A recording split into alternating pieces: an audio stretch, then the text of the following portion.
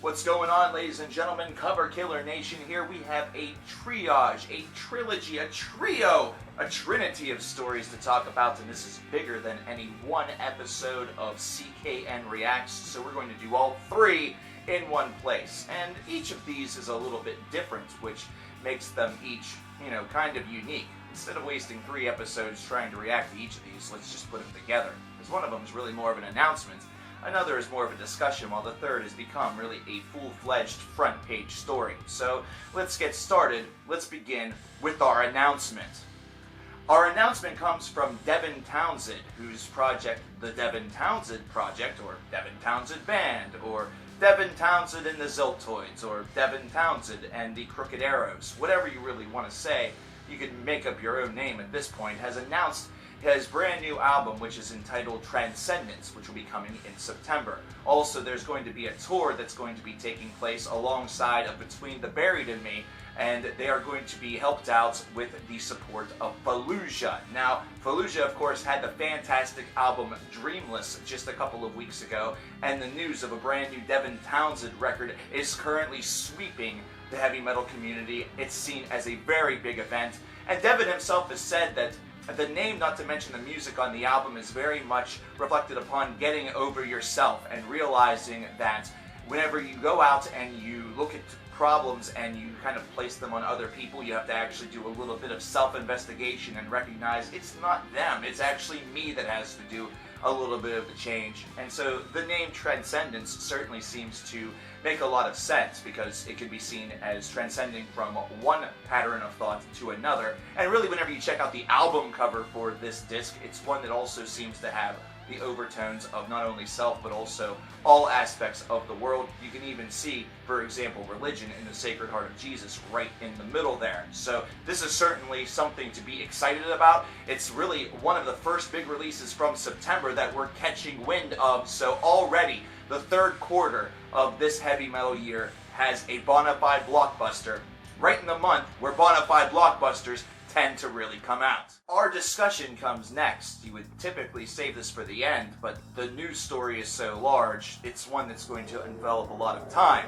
But UDO Discussion has a very interesting, had a very interesting article that came out. It was in fact from a live chat that was over on YouTube. He's speaking about how new bands lack a lot of personality on stage, really comparing what you see today versus what you saw with some of the greats, such as Lemmy Kilmister or Ronnie James Dio, Bruce Dickinson, Rob Halford, just to name a couple, and really went into detail speaking about how it seems that a lot of these gentlemen and ladies up on stage in this generation play more for themselves than for the people, which is kind of an interesting thought, considering it's something that whenever I've gone to shows, I've never really seen that or felt that all of that much. But he does make a couple of attractive points. For example, he still plays balls to the wall even with his band Udo, and it's also something where he mentioned Deep Purple still playing Smoke on the Water and Highway Star even after all of these years, because it is the songs that the people do want to hear.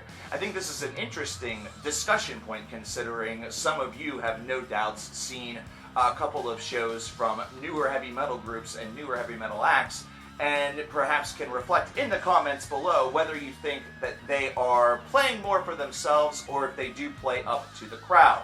In most of the shows that I've gone to, they've played up to the crowd. They've certainly wanted the crowd to be involved, and more of the bane that I have had has been for some of the local crowds not really reflecting their own excitement. So I've been more on the side of the band, citing that the fans, just for whatever reason, don't seem to be all that involved. I personally think it has a lot to do with, doing a lot of this. But what about in your area or with shows that you've gone to? Does it seem that the players of today, the bands of today, are a little bit more self-motivated, or do they have their fans in mind? Let me know in the comments, and let's move forward. We finished with our front page story, which is based off of comments made by NIKKI SIXX and Paul Stanley to one another. They might be feuding, if you really want to go with the Def Leppard song. Yeah, if this show had segments, maybe that would be one of them. This all stems back to the story that we ran last week about Gene Simmons' comments about Prince's death, but it gets even more confusing from there on out and becomes even more ridiculous with each and every turn. Now, shortly after that happened, NIKKI SIXX went to Twitter and said that recent heartless and uneducated remarks about Prince's death show why Gene Simmons is not his hero anymore or anybody's. NIKKI would further elaborate on his radio show, which is Sixx Sense, stating that he thinks that Gene is an overrated, lucky guy that dresses like a clown. He wrote some good songs, but hasn't in a long time, and likes to brag about himself. So far, that NIKKI SIXX guy's making a lot of sense. However, recently, Paul Stanley opted to go to Facebook to address these comments, and his response was as follows, stating, "Jesus Christ, NIKKI SIXX, would you please shut up, find another way to be in the news, and get off your self-inflated pedestal." What? Wait a minute. Would you please shut up, find another way to be in the news, and get off your self-inflated pedestal? Huh.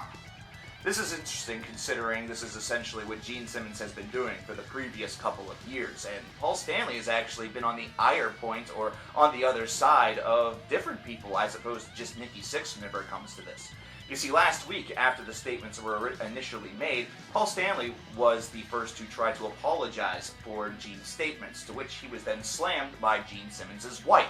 And while Gene did eventually, come to issue a somewhat of an apology, or at least seem a little bit more, apologetic toward the things that he did say, his wife took a little bit more of a harsher tone with Paul Stanley.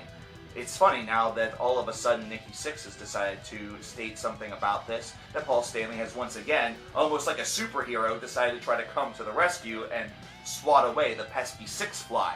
But in reality, what Paul doesn't seem to be realizing is that what he's claiming that NIKKI SIXX is doing is essentially what his bandmate, and I'm assuming friend, has been doing for the past couple of years of his life. Paul, all that I can say about this is that Kiss has remained relevant for principally one reason, and that's Gene Simmons' stupid mouth. That's a pretty good reason why he's a part of the Mount Rushmore of shut the fuck up. And really, Paul, this is one feud where I think you should just stand down, not just because NIKKI SIXX's opinions are kind of true, but also based around the fact that if you continue to try to do this run-in superhero save and act like you're a tough guy, you're going to end up looking just as foolish as Gene. Now, along with our discussion point about what UDO had stated, what do you think? Who do you think is in the right on this one? Is it NIKKI SIXX for making those comments public? Is it Paul Stanley, who's defending his friend and also trying to avoid NIKKI SIXX maybe becoming the next Gene Simmons? Who the hell knows? But leave your thoughts in the comments below. And that's our show for today. That's a trilogy of heavy metal news that has been relevant for the past, couple of days. If you like this idea and want to see it happen more often, leave your approval in the comments below or by leaving a like on the video. My name is coverkillernation, and I'll talk to each and every one of you guys next time that heavy metal makes the news. Take care.